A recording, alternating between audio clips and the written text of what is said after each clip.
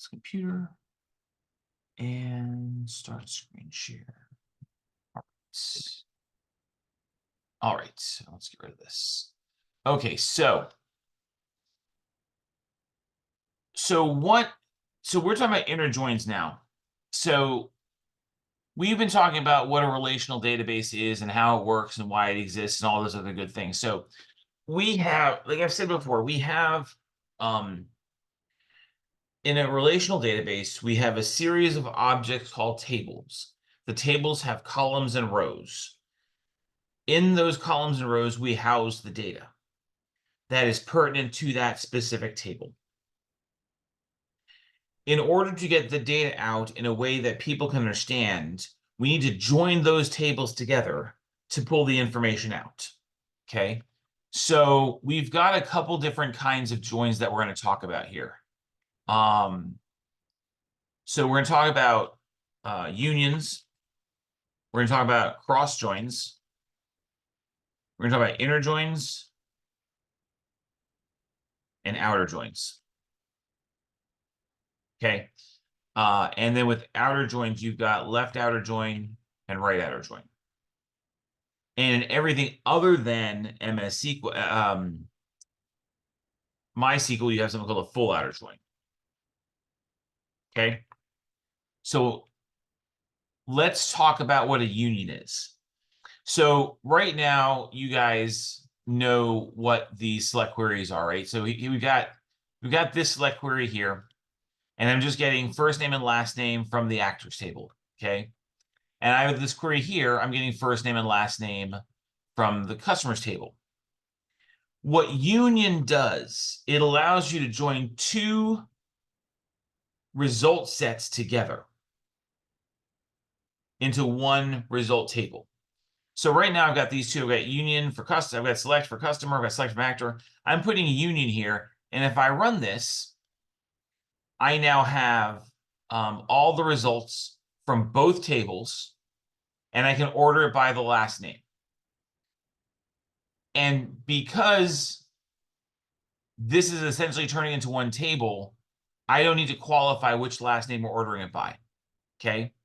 Now, why would you do this? Well, unions are used when you need to, what do you call, brute force results together in a way to do a fast import. For example, let's say you were a large company, and let's say you were a bookstore, okay? And you were a large bookstore. You weren't like Barnes & Noble. You were like, Bob's Bookstore, and you owned like 3 shops, right? And in one town over, there's another bookstore that you bought that's now going to be part of Bob's Bookstores, and another bookstore you bought that's part of Bob's Bookstores, right? And you need to import their data into your database, right? So in their database, they've got a table called books. So what you would do is you'd write a query that joined those two separate tables together into one result to import into your table. Does that make sense? We'll go with a thumbs up if you understand what I'm saying. Excellent. Okay. Now, the problem with the union is this is brute force. It just put it together, right? The problem with union is the only thing that has to be the same is the number of columns here. It doesn't matter what they are. So if I go here to Sakilla and go to my actors table, and in here I've got a column that's let's just do actor ID. So instead of last name here, I'm going to do actor ID. And by the way, I don't know if I showed you this yet. When you're writing queries, you can just drag the stove over. Makes life a lot easier.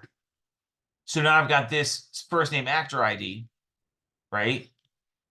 And I do this. Oh, okay. That's let's get rid of this order by and do this.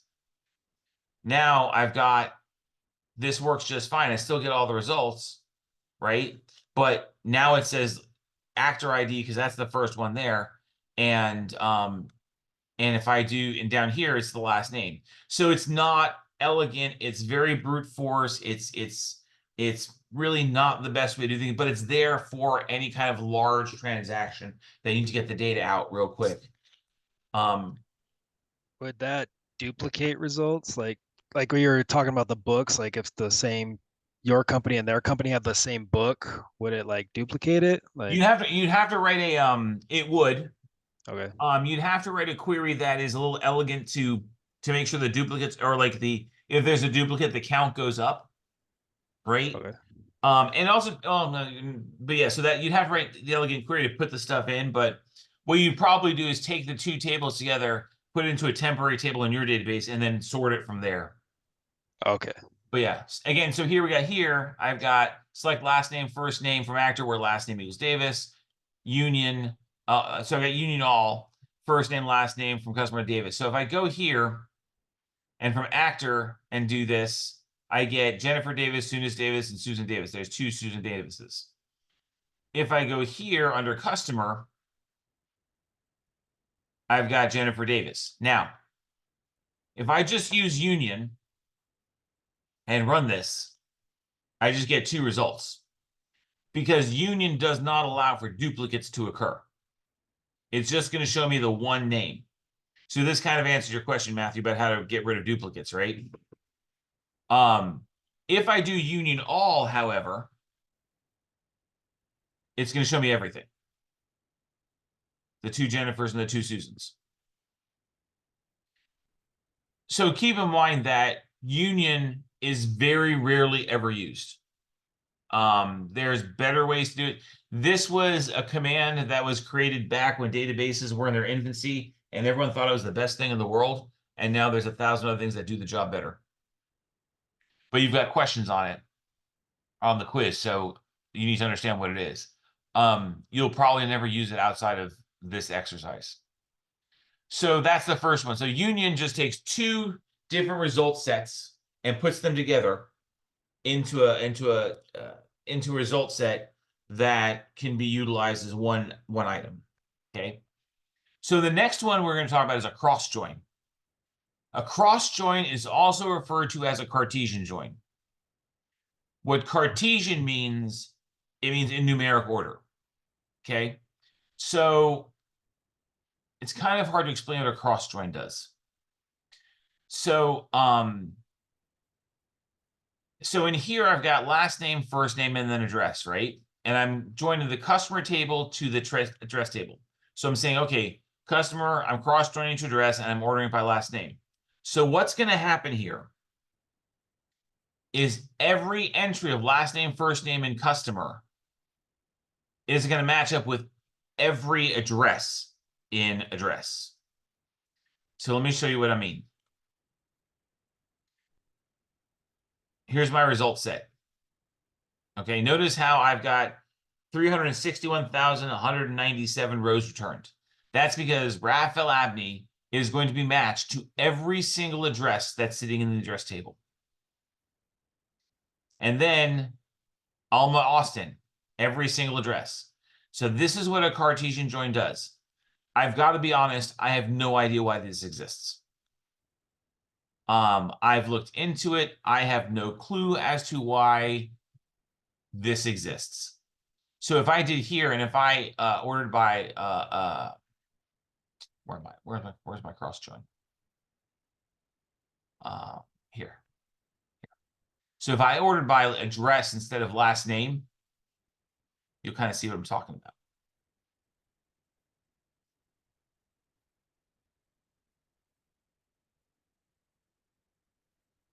So every address has every name, right?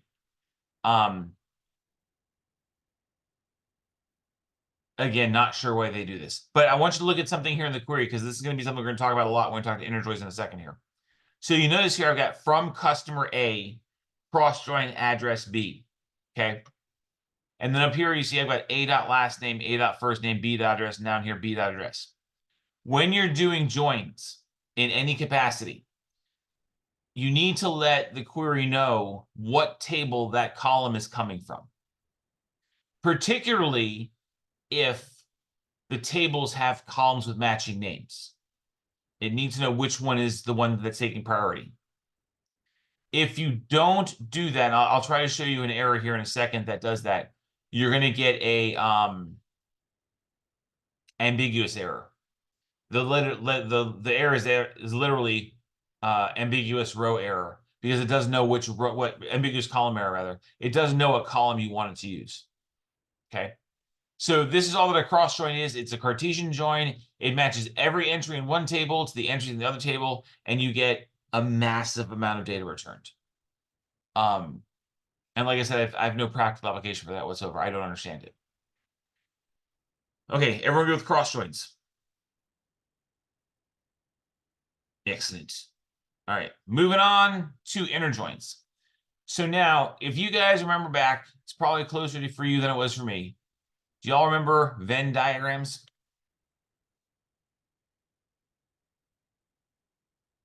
Okay, so here's a Venn diagram. Oops. We've got the left side, which we're going to color red.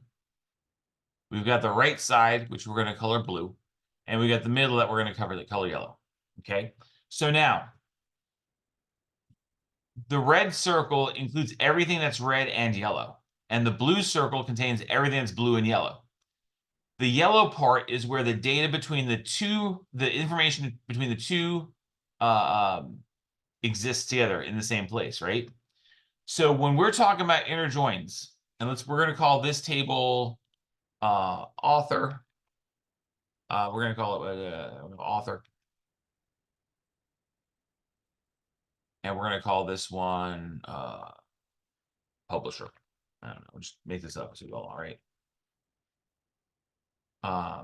Yes, that's fine. Okay. So here, there's all my authors. Here's all my and these are where the data kind of intersects, right? What authors have what publisher. When we ask for an inner join, we only get what's returned in the yellow.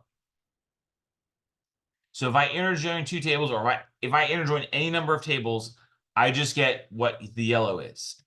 If I do the outer joins, okay, let's say if I did a right outer join, let me do this in a color that's not yellow.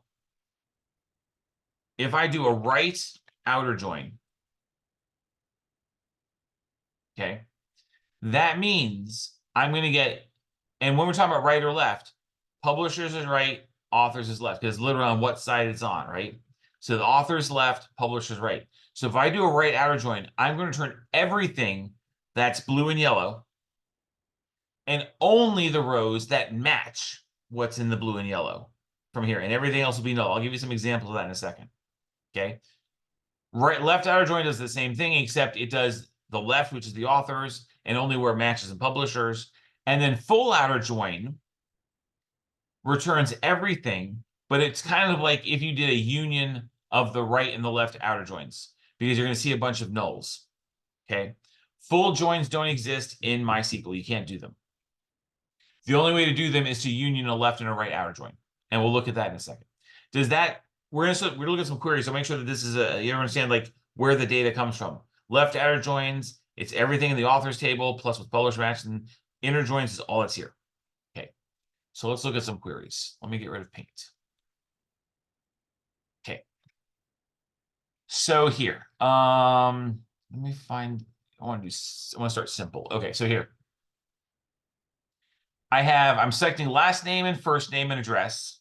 I'm joining customers with address, and I'm joining on the address ID.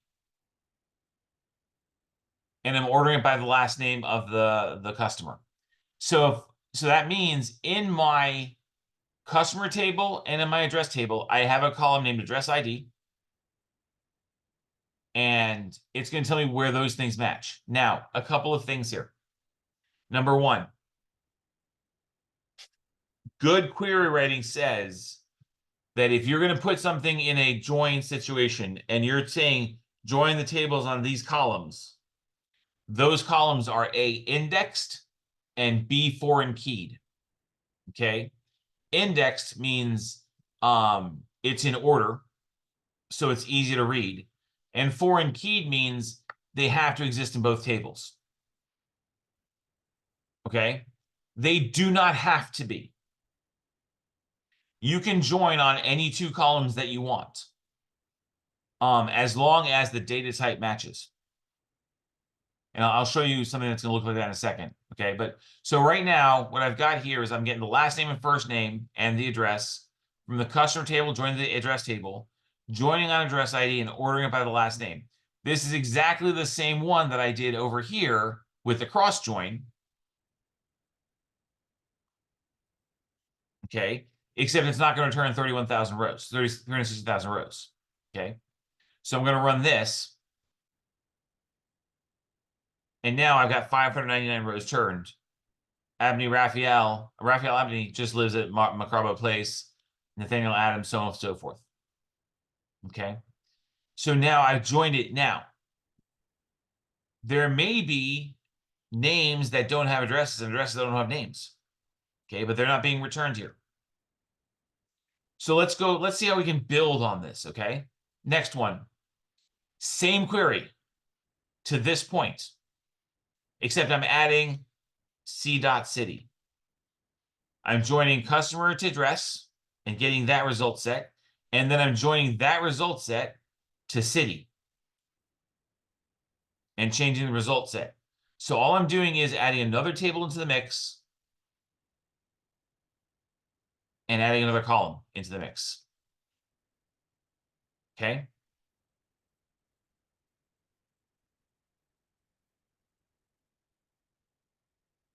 Let's see. Okay. My code is all over the place here because I joined two things. That can go. Okay, that one we just did. That's good. That one we just did. That's good. Okay. So now we're here. Okay. So let's look at this one now. So we're doing this a little differently here. Okay. So up until this point, the column name has just transferred into the result set, the last name, first name, address, right? So let's get a little bit more hands-on and getting a result set out that will be appealing to the customer to look at. So I've got this query here. It's a little bit longer. I'm selecting the last name from customer, and I'm giving it the title, the column name, customer last name. I'm selecting the last name from staff last name from the staff table. I'm getting the title column from the film table. I'm calling it film title, and then the rental date. I'm joining customer to rental, and then I'm joining that to staff, and then I'm joining that to inventory, and then I'm joining that to film. So this result set is being joined to this result. So this is being joined to this result set. This result set, I'm joining to this. And then this result set, I'm joining to this. Make sense?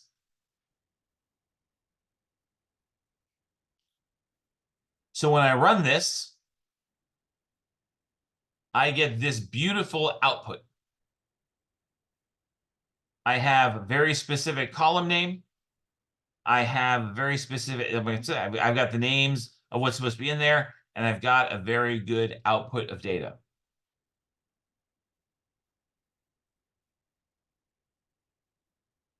Okay.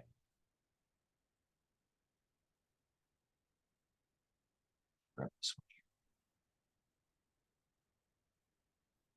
Okay. So here.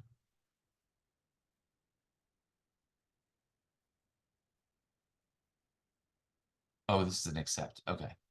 Wait, let's take this one, put this down here. Okay. Let's get rid of this, move this one far away from here. Because we really shouldn't be talking about that today. We shouldn't be talking about accept yet.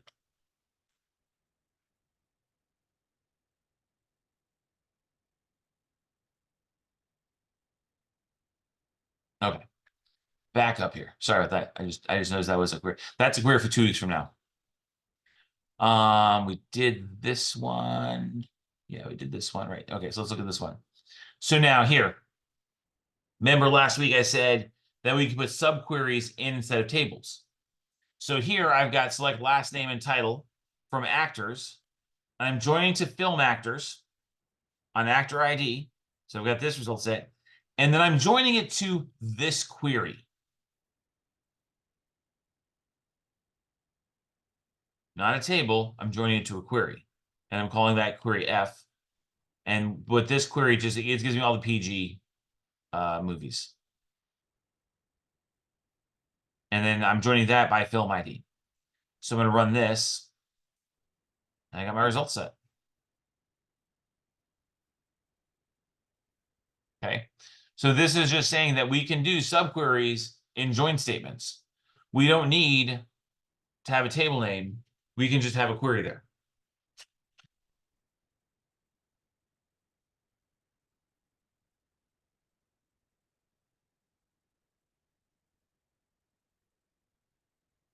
That's the same thing. That's the same thing. That's the same thing. That's the same thing. That's the same thing.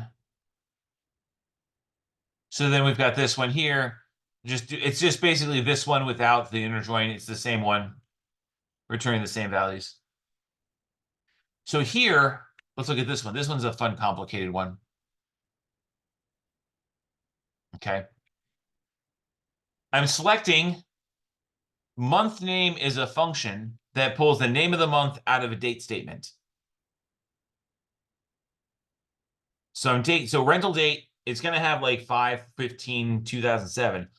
This is going to pull out the name May from it. I'm getting, and I'm counting that as month.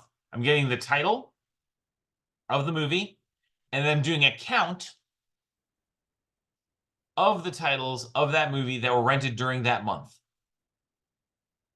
Okay. I'm joining it from rental to inventory on the inventory ID. I'm joining that result set to film on the film ID. I'm joining that result set to the film category table on the film ID. I'm joining all of that to the category table on that ID. And then there's my group by statement. Because if I have an aggregate sitting here, I've got to have everything else that's not an aggregate sitting in the group by statement so it knows how to count. So I'm grouping by title and month, and I'm ordering it by the month and the number of rentals. So when I run this, I can see that Dorado Nodding was rented 13 times in August. And let me change this up here. I'm going to organize this by title instead. Just to get a little bit of change. Okay. Run here. So in August, Academy Dinosaurs rented 9 times, in July 9 times, in June 3 times, in May 2 times, in August 4 times, Ice Goldfinger's rented 4 times. So are you beginning to see how you can take this data and manipulate it to show people what they want to see? Or what they think they want to see, or what you want them to see? When you look at the database, all the stuff that's in tables is put there in a way that you, as the database administrator, understand. End users will not understand this.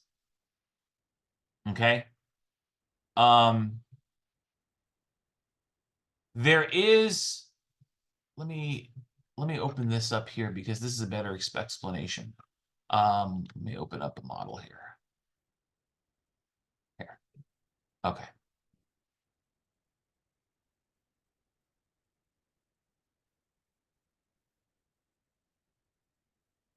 So that's not going to work. So I'm trying to, the concept I need to explain right now. There's one question on your quiz this week about self-joining tables. Why would you join a table to itself? Okay.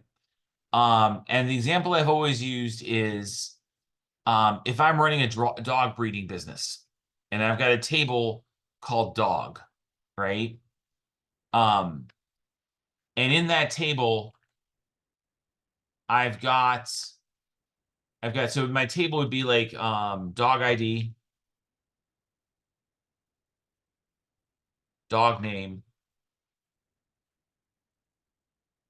mom ID, dad ID.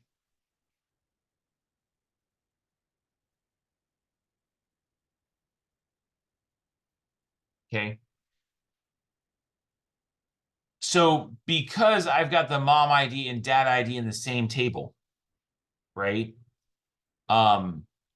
This table is going to join to itself because this dog ID. So if I have like dog ID number 1 is Rover and dog ID number 2 is Clifford. And dog ID number 3 is Snoopy. And dog ID number 4 is Cujo.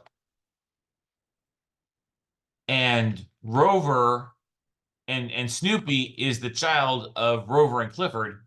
It'd be 3 Snoopy, 1, 2. And if Cujo is a child of Clifford and Snoopy, it'd be 2, 3. Okay. So this isn't a great way to do things. Self-joining tables cause problems.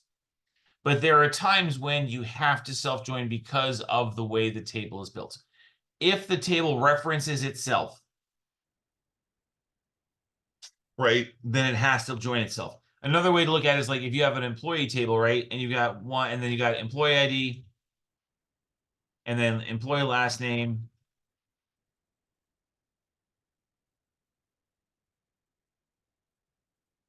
and then you have manager ID, right? And the manager's in the employee table. So you've got 1, and you've got Smith, and you've got 2, and you've got Jones, and you've got 3, you've got Gatwa, and 4, you've got Williams, and 5, you've got Davis. And Davis and Smith is the manager of Jones, Gatwa, and Williams, right? So here'd be my entries. And then let's say Jones was the manager of Davis, right? So again, these tables would join itself. It would foreign key to itself because the data is there. It's not the best, again, it's not the best way to do things, but those are the 2 main examples as to why you would do this. It is not a great way to do it. It's always best to do it in a different table. But that's how they used to do it back in the day.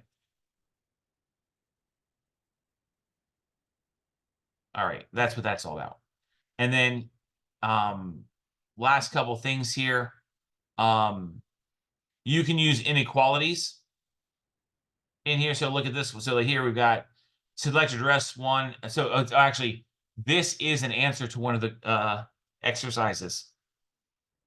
They want you to join the address table to itself and then show the 2 addresses that are in the same city. Okay. So I put this here a long time ago because it's a weird question and y'all are gonna look up the answer in the book anyway, but it gives me a chance to talk about it, right? So here I'm selecting address and I'm selecting address A and A2 from address, inner joining address. So I'm joining the address table to itself and taking out the address column in both of them. I'm joining it on city ID. And I'm only showing them where the addresses don't match. Because there are 2, and when I run this, it'll be 2 per city. Okay. And then you'll see they reverse over here somewhere. Where is it?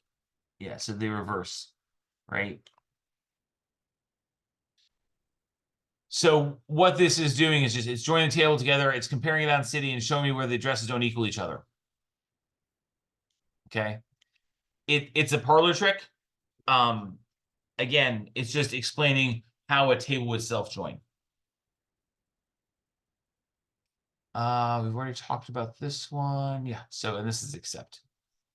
So since this is here anyway, we're gonna do this. So we talked about union. And so there's a command called accept. So I've got this result set here, right? And it's giving me last name, title, and rating, joining actor, film, actors, and film, and it's giving me everything here, right?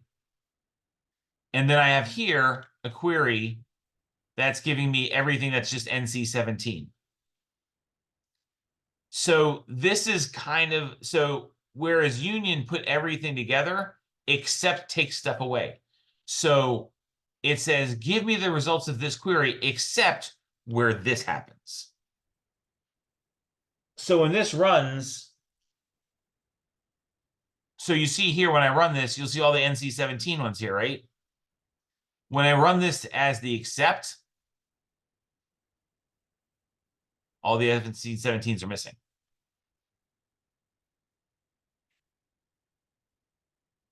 Union, except, and there's one other that doesn't intersect. Intersect is one. So intersect is another one, but that doesn't exist yet in MySQL. Yeah. So union, except, and intersect are three commands that were used prior to the concept of using joins. Up until 2 years ago, except didn't exist in MySQL, and they just added it. I don't know why they didn't, but they did it, but they did.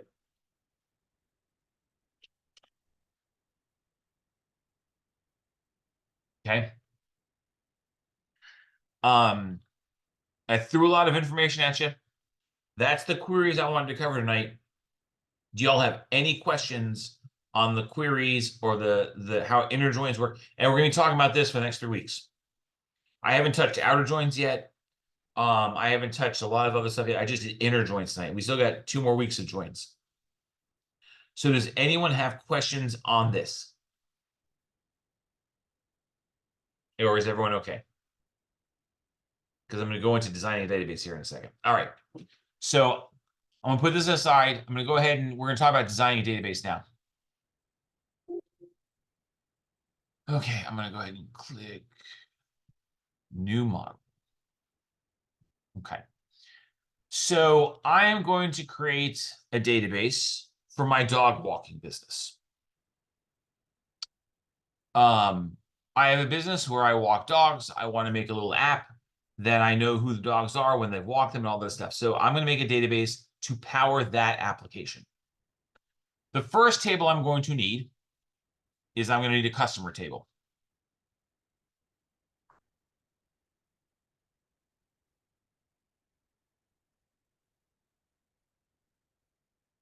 And in the customer table, I'm going to have customer ID. I'm going to have customer name.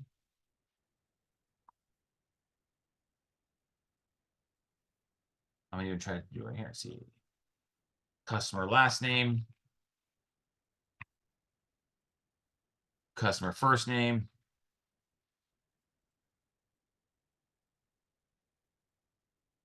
and then I'm going to have address,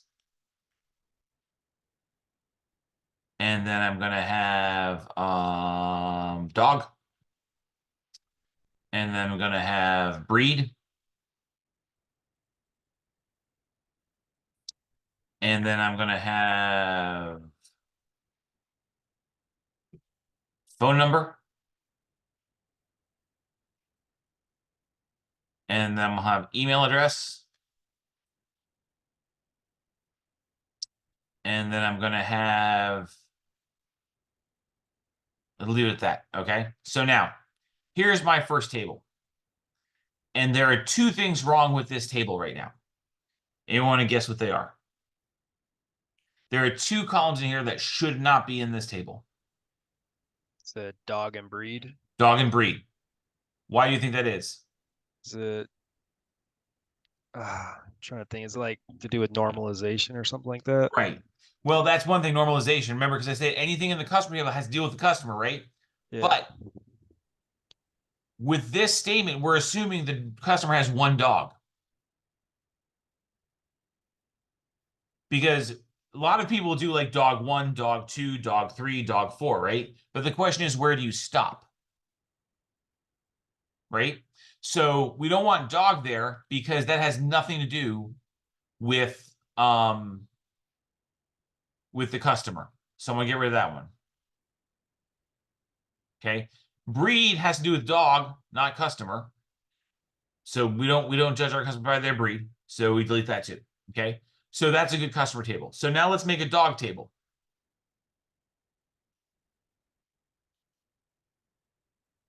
New dog. And then we're going to do ID dog, dog name, name.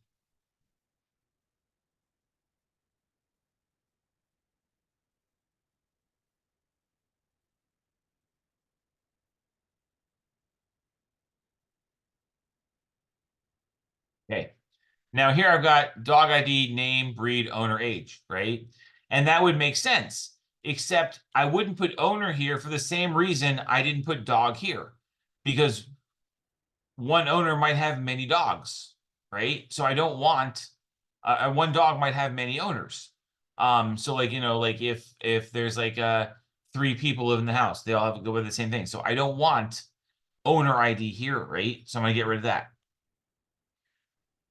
Delete. So what I'm gonna do for that instead, I'm gonna go over to my little toolbox over here, right? And I've got these I've got one-to-one, one-to-many, one-to-one, one-to-many, and many-to-many. I haven't. So the difference between the dotted line and the state solid line is the identifying versus non-identifying relationships. I'm not sure what they're saying about this because I've never used those terms before. But one-to-one, one-to-many, many-to-many, right? So now, if I'm going to make a many-to-many relationship, I want a table between the two of these here. I want customer and dog. So I want to pair up the customer ID with the dog ID. If I take this one here and do that, it creates it for me. So now one customer can have many dogs, one dog can have be owned by many customers, and I've got a table to join them up. Okay. Now, if you look here, you'll see that this little key is yellow and this little key is yellow. By default, those are the primary keys. A primary key is a column in the table. It can never be null and it can never be duplicated. It must always be the only one of its kind, and that's how you tell it apart from everything else. You'll notice here, I don't have. These are two red keys, okay?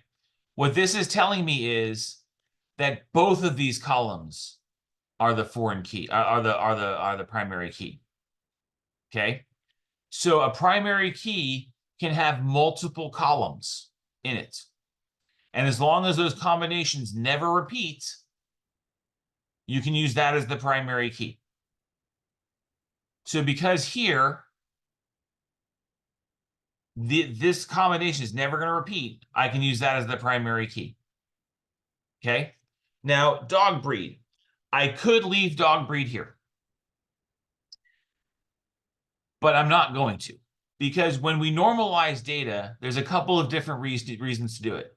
The first reason to do it is to make sure that the tables stay homogeneous, that the table only has data that deals with the table itself. The other reason we have to do normalization is because we need to minimize the impact for human error. Now, what do I mean by that?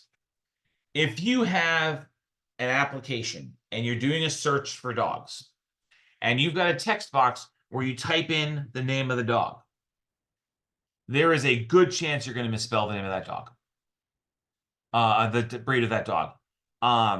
If you have a page where you're inserting the name of the breed of the dog, and you type that in, there's a good chance you'll fat finger it and mistype the breed of that dog.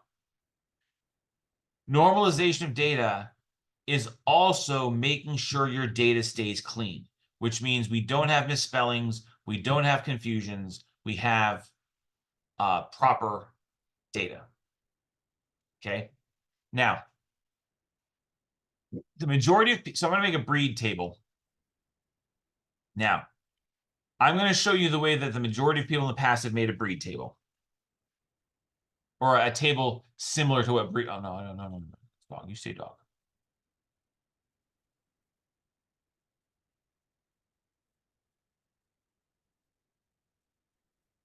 For the breed ID here.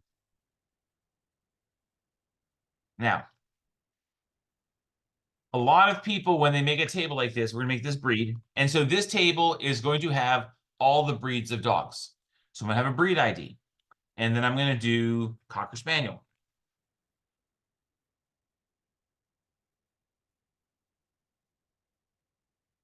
And then I'm going to do German Shepherd. And then I'm going to do Greyhound.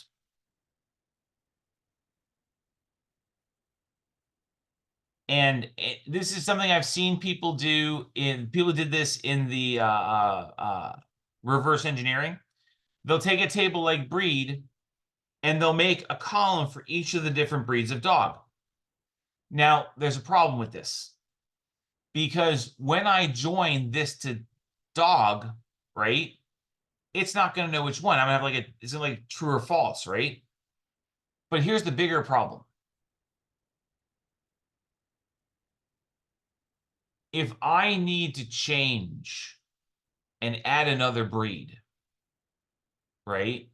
If I do it this way, I have to change the schema of that table to add the breed. I have to add a column. And that's a problem. Because anytime you change the schema of a table that's live, it affects all the other data in that table. So we never want to design a table that's going to require us to change the schema. There are sometimes we can't avoid it. We don't have a choice, right? Because technology changes, something changes, the world changes, and all of a sudden we need another column to, for example, the first databases that were made. So databases were made, they started being around in the late 1980s, early 1990s, right? And so guess what column that we find in databases today did not exist in a customer table in 1991? Emails, Huh? emails Email. or cell, Email email or or cell cell phone. numbers. Exactly. Email and cell phone. Neither of them existed. So there were databases. So if you ever go into a car dealership, like Ford or whatever, and you see when you go into their computers, they have the green screen, it's all text and stuff like that. It's because they're using databases that have been around for about 60, 70 years, right? And back then, they didn't have email, they didn't have cell phone, right? So they had to change those databases, but that's got to be the exception to the rule, right? We know that there are several hundred breeds of dogs and they add new breeds every couple of years. So we're not going to do a column for each breed. We're going to go ahead and delete all of these guys, right? And then we're just going to breed. Because now, if there is a new breed, I just have to add a row to the table, and then it's in my drop down, and can I add it to dog, right? So then I'm going to take my one-to-many. This is one-to-one, because the dog will only have one breed. Wrong way. I'm going to take my one-to-one, and now my dog has a breed.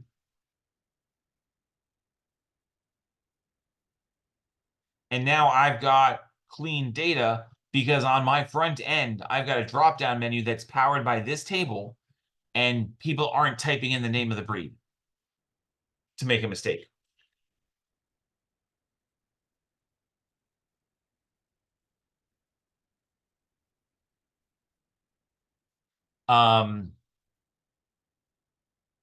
So let's see what other tables would we add here. So we've got customer has dog, and breed.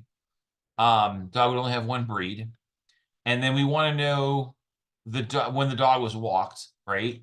So we'll have a table called walks or walk.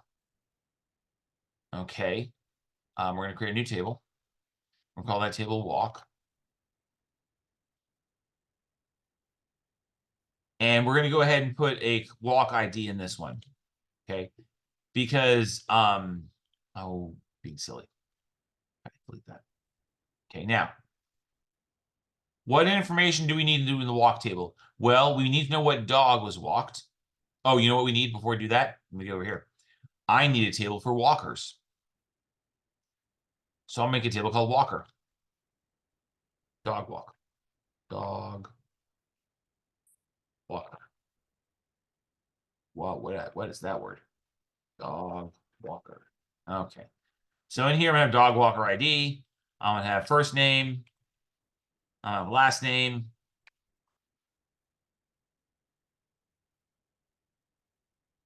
I'm gonna have a phone number. Okay, there we are. There we go. So now I know who the dog walkers are, right? So now I have my walk table.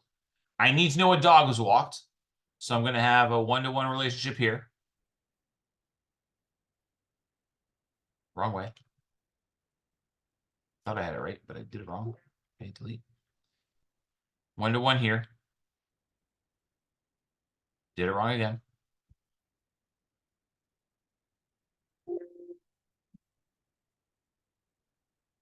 Okay, so I know the dog ID. I need to know who walked it. When I get this thing, get.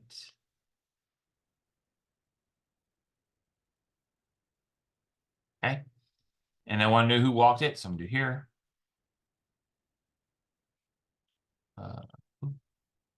No, that's what a cell join looks like. That's just weird. Go away. Okay. I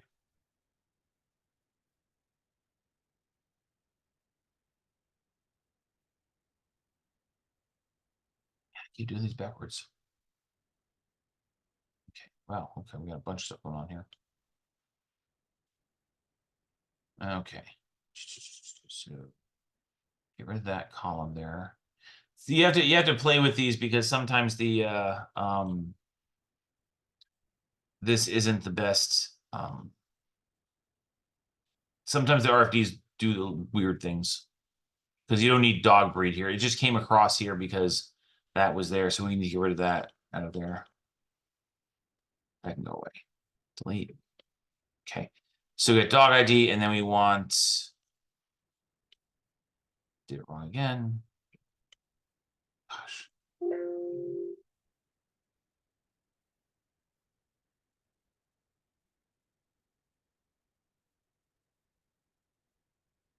My gosh. Ah, man, my brain is not working today. Boom, boom. No. Boom. There we go. Okay. So now I've got the dog, the walker, and I can put the date of the date that had, date of the walk, date of the walk. I'm not getting into data types today. I'll do that another day. That's a whole 30-minute conversation. And I'm gonna do distance. Okay. So I know, and then time.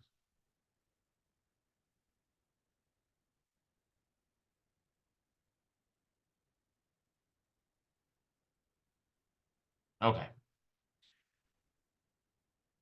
So I've got this here, right? And then maybe let's put this over here, put that over there. Maybe we have a walk plan, like a contract or something. So we have a walk plan, like what we're gonna do with the walks. We're gonna call it a subscription. I don't know what you would call it, subscription.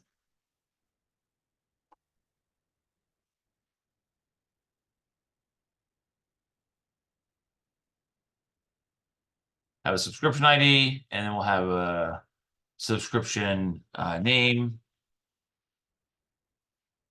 And then we'll have a description, subscription description. And then we'll have a cost. And so now so we're gonna have customer has a subscription. So we're actually gonna do a one-to-many on this, because what's gonna happen here is I'm gonna do a many-to-many, right? Because one customer might have many subscriptions and one subscription might have many dogs. So I'm going to join the dog table here, right? So now I've got customer ID, subscription ID, and then it's going crazy with these columns here. Okay. So we can get rid of, what columns can we get rid of here? With subscription, we don't need, oh. No, that's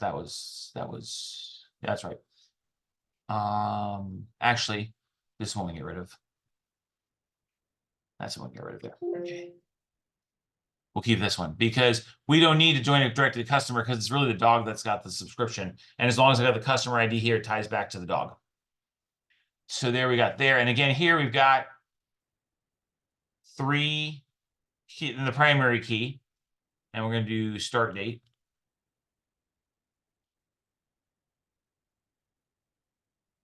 And then we're going to have end date.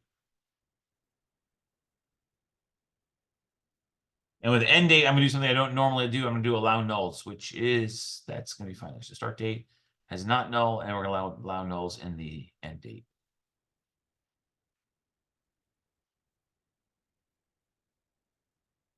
Okay.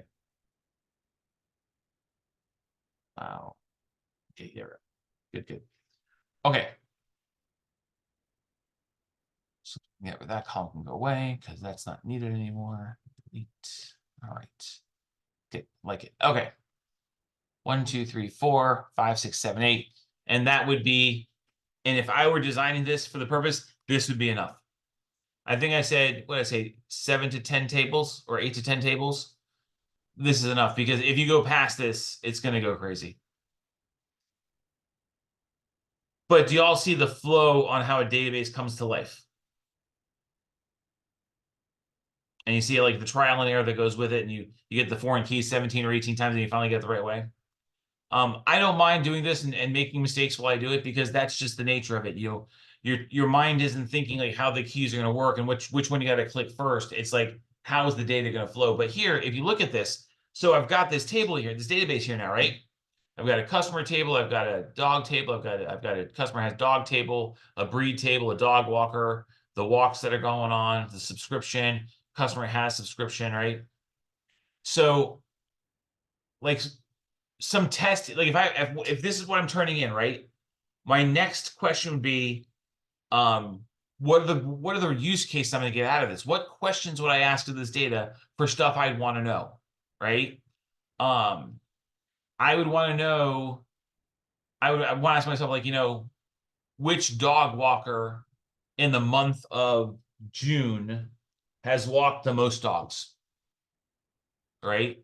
I might have a contest in the month of April. Whoever walks the most dogs gets a gift card to Chick-fil-A, right? So I want to query which dog walker walked the most dogs in June. Which dog walker took the dogs on the most distance? What was the longest walk in the month of June? How many Cocker Spaniels do we walk on a monthly basis? What customers, what's the most popular breed of dog amongst customers? I want to know a count of how many of each breed we walk, but these are all questions I would ask, what is our most popular subscription? Which customers have their contract ending in the next 60 days? All questions I would ask and all queries I would write to get the data out, to show myself the data that would be necessary to make my application work. Okay. So we're going to do more of these. I just had this in my head because the thing I wanted to showcase tonight specifically was the breed table here, something like it, to where we do not make each individual choice a column in the table. We make a column for the choice and then put the data in there. We don't have Cocker Spaniel, German Shepherd, Greyhound, blah, blah, blah. We have breed. And that way, if we add a new breed, we're just adding a row column, a row in that data and row in that table, rather than adding a new column. We do not want to change the schema of the database unless absolutely necessary. That includes adding columns, removing columns, adding tables, removing tables, and changing data types.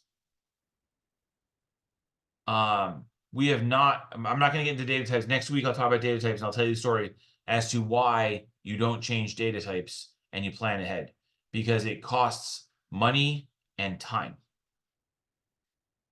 So I'll leave you with that cliffhanger for next week. Very excited. We are at time, 3 minutes left.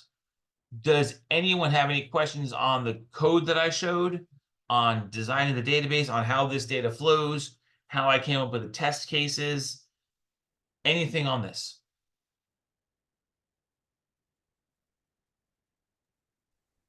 Is this as far as we should be for this week for like our final project? Like, This is the this will be the first part of your final project. Make okay. the database.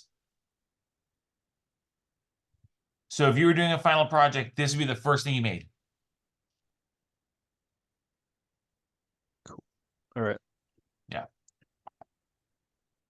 And whatever topic you want to do it on. You don't have to do it on dog walking. And probably it's best you didn't because you'd be copying what I did, unless you do something completely different than what I did.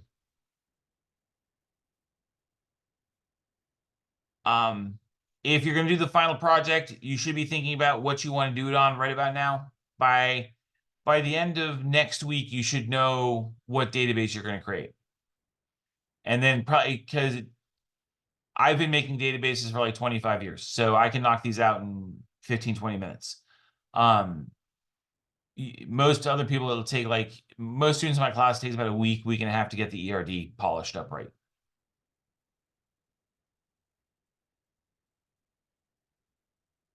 Any other questions? Anything else, Matthew? Ann, anything else? No, sir. Thank you. All right. Well, then thank you for coming. I appreciate your time being here with me tonight. I will convert this into a video. I will let the AI generated summary shine, and I'll put the code there. And if you have any questions, let me know. I'm here to help. See Thank you ya. very much. Thank you, guys.